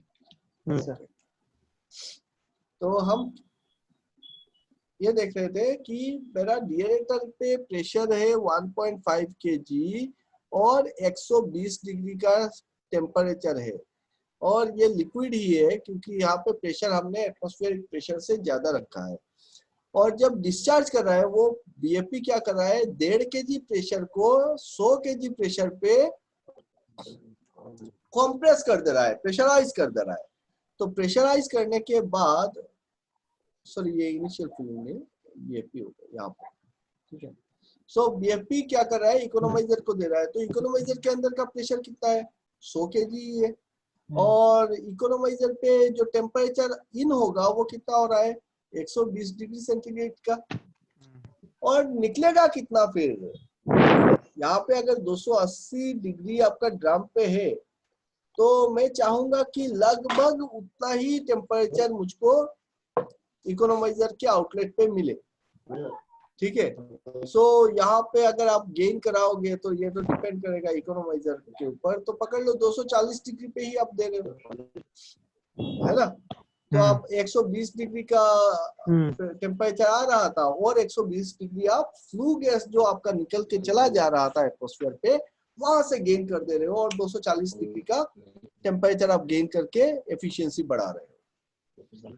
अब वो गर्म पानी आएगा ड्रम पे, और ड्रम से वो जाएगा डाउन कमर पे, डाउन कमर से होते हुए फिर से ये जो स्टीम बनके यहाँ पे राइजर ट्यूब से आएगा, तो इस स्टीम का जो टेम्परेचर होगा ना वो भी 280 डिग्री ही होगा। और यहाँ पे जो भी प्रेशर है उतना ही प्रेशर रहेगा, इसमें प्रेशर का इजाफा नहीं हो रहा है, प्रेशर और टेम्परेचर नहीं बढ़ेगा, ठीक है? अब अगर ऐसा है कि यहाँ से ये जा रहा है और और इतना ही आ रहा है, जितना प्रेशर में है, जितना टेम्परेचर, तो नेचुरल सर्कुलेशन की वजह से हो रहा है, उतना हमको समझ में आया। तो अगर सुपर हीट करना है तो हमको क्या करना पड़ेगा, यहाँ पे इसको सुपर हीटर में डाल रहे हैं, कन्वेक्शनल सुपर हीटर पे, और जब वो सुपर हीटर से निकल रहा है कन्वेक्शनल सुपर हीटर से, तो मैं देख रहा हूँ कि यहाँ पे पकड़ लो 338 डिग्री का टेम्परेचर हो गया, 340 डिग्री हो गया, और फिर टेम्परेचर पे उसको थोड़ा सा डाउन कर दे रहे हैं, तो 300 यहाँ पे लगभग 15-20 डिग्री का मैं कंट्रोल कर सकता हूँ। एंड देन आपका रेडियंट सुपर हीटर में 310 डिग्री अगर डालते हो तो आपको 490 आउटपुट मिलता है। तो इसी चीज को हमको ध्यान में रखना होगा कि रेडियंट सुपर हीटर में कितना डिग्री तक घुसता है तो कितना निकलता है ना।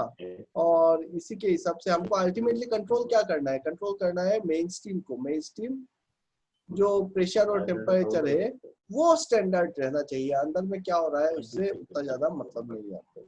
इसको कंट्रोल करने के लिए ये सारे टेम्परेचर प्रेशर को हमको देखना पड़ेगा। ठीक है, क्लियर हो गया? Clear sir.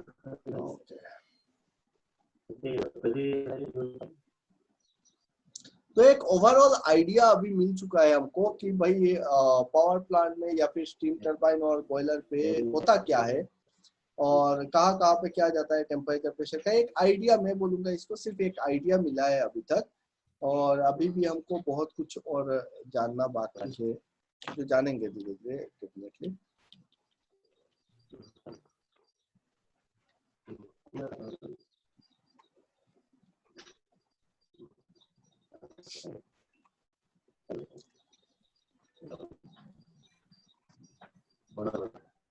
So it is almost 9.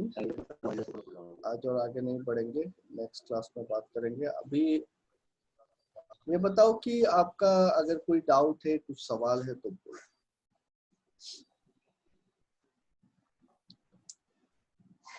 दृष्टिमान, any doubt? Sir, it's me, Anshuman, actually. Huh? Sir, it's me, Anshuman, actually. Anshuman? Yes, sir. Sir, this is my brother's account, so I... Yes, yes, sir. Sir, name, sir, no, অলপ বৰবৰ হৈ আছিলে, so মানে মই ভাইটিৰ একাউণ্টে খুলিব লগা হ'ল। ঠিক আছে অংশুমান, কোৱাচোন কিবা ডাউট আছে নে তোমাৰ? স্যার ডাউট লাষ্ট ক্লাছৰ এটা আছিলে স্যাৰ। হয়, কোৱা।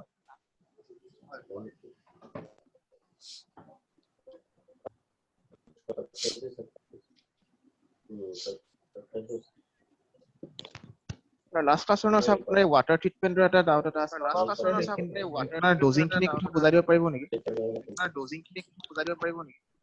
Dosing? Yes sir, water treatment. LP dosing আৰু HP ডোজিং কৰো ন? Yes sir, yes sir, yes sir. Yes sir.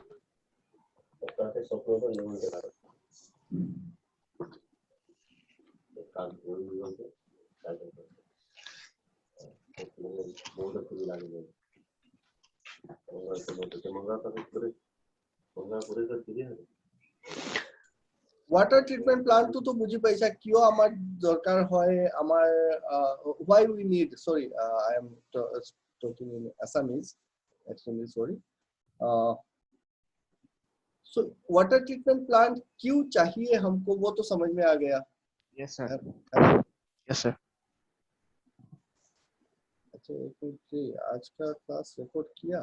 हाँ, रिकॉर्ड किया। चलो ठीक है।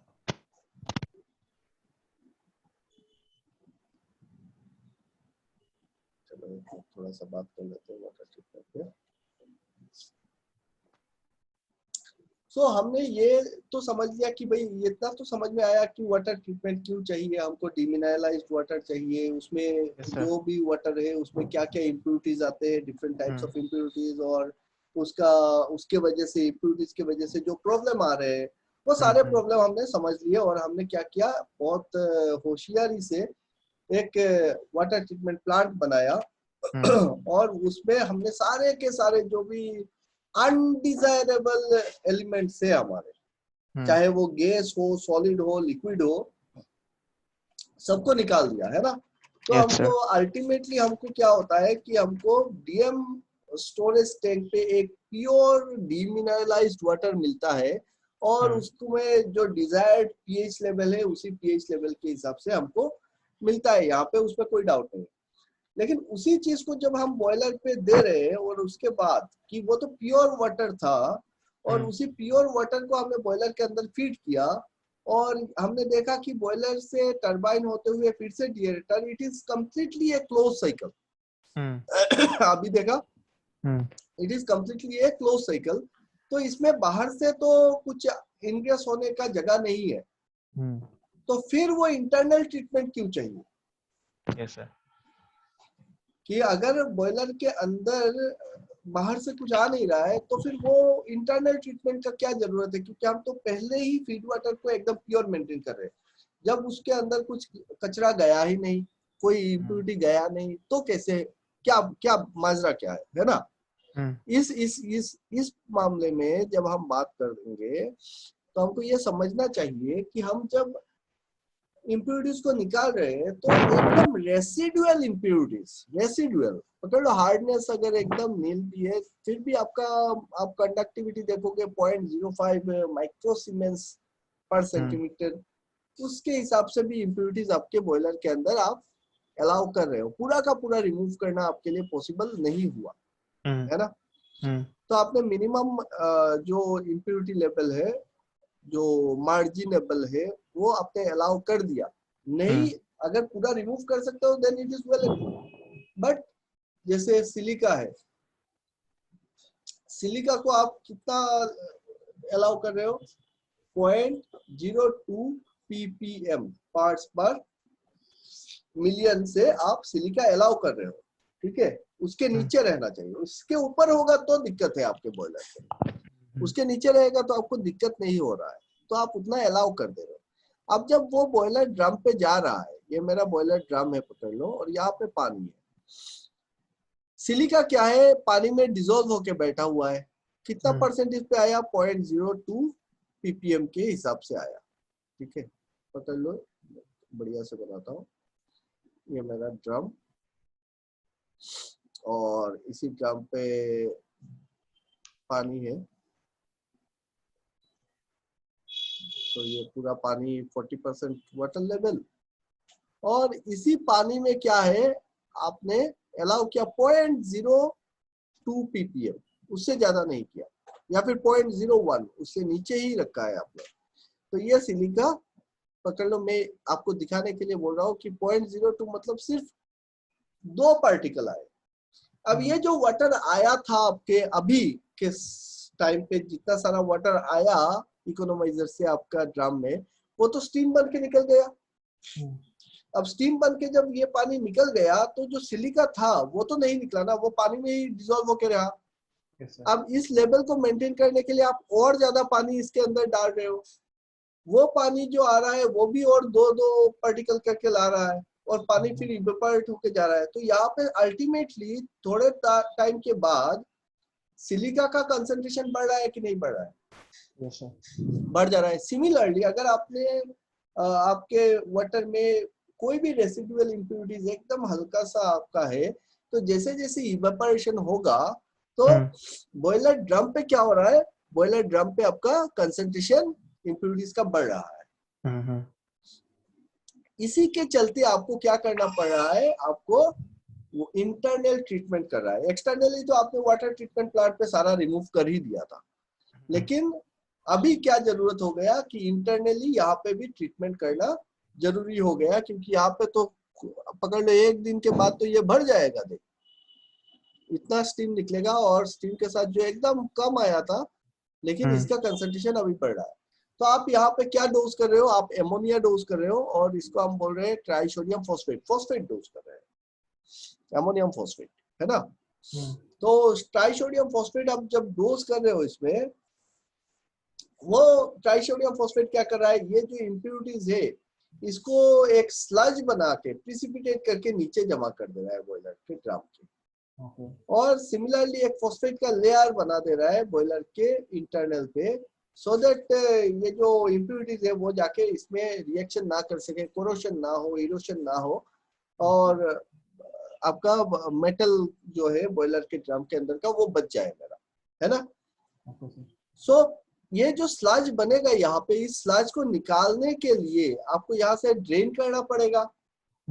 इसी ड्रेन को हम क्या बोलते हैं, सीबीडी, कंटिन्यूअस ब्लो डाउन, कि हम ब्लो डाउन कंटिन्यूअस रखते हैं क्योंकि ये तो कंटिन्यूअस प्रोसेस है, इंप्योरिटीज आ रहे हैं और यहाँ पे प्रिसिपिटेट हो रहे हैं, स्टीम निकल जा रहा है, तो हम क्या करते हैं, क्रैक ओपन करके हल्का हल्का पानी नीचे से निकालते रहते हैं और उसके साथ ये जो यहाँ पे जितने सारे प्रिसिपिटेट होते हैं उसको वो जमा होने नहीं देते हैं, वो तुरंत निकल जा रहा है। This is the main reason कि हम यहाँ पे टीएसपी डोज करते हैं। अब जब यहाँ पे रिएक्शन होता है, ये तो समझ गए कि यार ये इम्प्योरिटीज आया था और टीएसपी डोज किया तो यहाँ से तो ये निकल गया, तो एचपी डोजिंग हमारे समझ में आया। लेकिन फिर डिएरेटर पे ये एलपी डोजिंग का क्या मतलब, यहाँ पे ऑक्सीजन को रिमूव करना बोलते हैं या फिर ऑक्सीजन को स्कैवेंज करना बोलते हैं हम लोग, उसका क्या मतलब है और क्यों जरूरी है। जब यहाँ पे ये रिएक्शन होगा तो इसके साथ क्या होगा कि कुछ गैसेस निकलेंगे, ठीक है। अब पकड़ लो कार्बन डाइऑक्साइड निकला और वो फिर आपके पानी के साथ वो घूम फिर के टरबाइन में गया और हॉट जोन पे जब जा रहा है तो कार्बन डाइऑक्साइड टूट के क्या बन जाएगा, कार्बोनिक एसिड बनेगा HCO3। तो इसका पीएच डाउन कराएगा, है ना।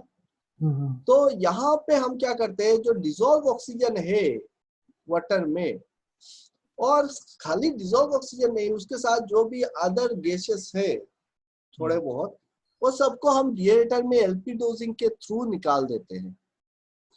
अब बात यह है कि जो हाइड्रोजन हम डोज करते हैं, हाइड्रोजन का फॉर्मूला क्या है, N2H4, है ना। अब हाइड्रोजन आपके वाटर के साथ रिएक्ट नहीं कर रहा है, H2O के साथ रिएक्ट करके वो ऑक्सीजन को नहीं निकाल रहा है, वो क्या कर दे रहा है, वो डिसॉल्व ऑक्सीजन जो है, एक्स्ट्रा एडिशनल ऑक्सीजन जो है, जो रेस्पॉन्सिबल है ऑक्सीडेशन के लिए, उस ऑक्सीजन के साथ रिएक्ट करेगा और क्या बना देगा, पानी बना देगा। ये H2O हो जाएगा, रेडॉक्स रिएक्शन। प्लस आपका नाइट्रोजन का जो गैस है वो नाइट्रोजन निकले या फिर नाइट्रस ऑक्साइड निकले, तो कोई भी मिक्सचर के साथ नाइट्रोजन का कोई गैस निकल के आएगा। तो आपने देखा होगा कि एलपी डोजिंग जो डिएरेटर है उसके ऊपर एक बैंड लगा रहता है और उस बैंड को हम क्रैक ओपन करके रखते हैं ताकि यहाँ से कंटिन्यूअसली गैस निकलता रहे, स्टीम निकलता रहे। और ये पूरे प्रोसेस को कंप्लीट होने के लिए आपको हीट देना पड़ता है। अब ठंडे पानी में हाइड्रोजन रिएक्ट करेगा नहीं, तो मिनिमम जो टेम्परेचर मेंटेन करना है, इसीलिए डिएरेटर का टेम्परेचर जो है उसको हम 120-125 डिग्री तक रखते हैं और प्रेशर बढ़ा के रखते हैं ताकि वो लिक्विड फॉर्म में रहे।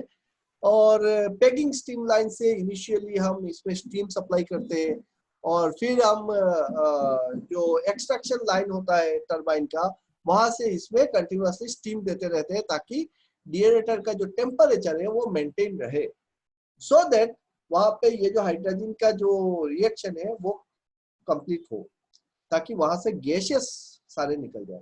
तो हमने यहाँ पे देखा कि due to the residual impurities जो हम पास कर रहे थे फीड वाटर से, उसके कारण हमको टीएसपी डोज करना पड़ रहा है और वहां पे जो रिएक्शन हो रहा है उसके कारण जो गैसेस निकल रहा है। या फिर और एक जगह है जहां से आपका गैस इंग्रेस होने का होता है, वो है कि आप जब मेकअप वाटर डालते हो डिएरेटर पे, डीएम टैंक से जो पानी आ रहा है ना, तो वहां पे से वो तो जो पानी आ रहा है उसमें से आपका गैसियस इंग्रेस होने का चांसेस होता है, ठीक है। अदरवाइज जो बॉयलर फीड पंप से शुरू करके आपका जो इकोनोमाइजर में गया, इकोनोमाइजर से आपका बॉयलर में गया और बॉयलर से फिर टरबाइन पे गया, और टरबाइन से फिर से वो घूम फिर के डिएरेटर में आ रहा है, तो ये पूरा का पूरा प्रोसेस जो है, ये पूरा का पूरा प्रोसेस एक क्लोज साइकिल है। हम यहाँ पे टरबाइन पे वैक्यूम मेंटेन कर रहे हैं, मतलब सील्ड है कंप्लीटली, तो बाहर से वो एयर घुसने का चांसेस नहीं है।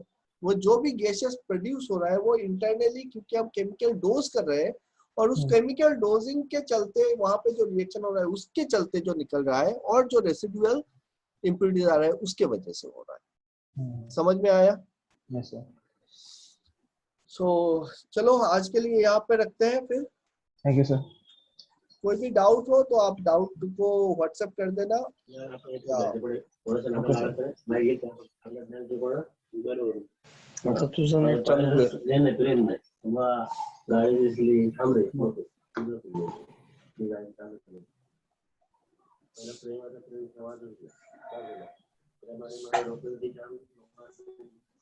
ठीक है, चलो bye bye. Bye bye everybody. Bye sir. Thank you sir.